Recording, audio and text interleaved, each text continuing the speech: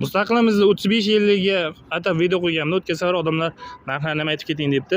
Kia Sonet'ga mana 15% skidka 37,5 million bilan 169,900 ga olish mumkin. Kia Carence'ga 18% skidka 81 million skidka bilan 272 millionga olishingiz mumkin. Juda ham kam qolgan Kia Carence'larimiz. Sarento'ga misol uchun 18% skidka bilan 140 millionga yaqin skidka olsangiz bo'ladi.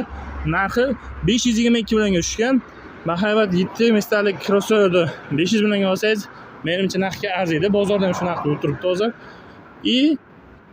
K5 mana 21% gacha skidka 113 million. Bu bitta mashina puli degani. Narxi 371 millionga tushgan. Kia K5dan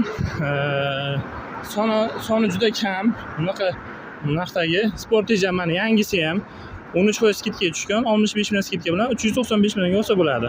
Yangilangan versiyasini ham. Uni eskisi ham bor, xohlasangiz kattaroq skidka bilan.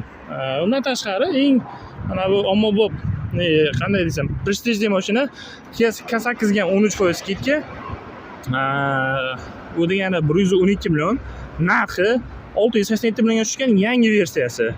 Eng katta skidkamiz K9 ga.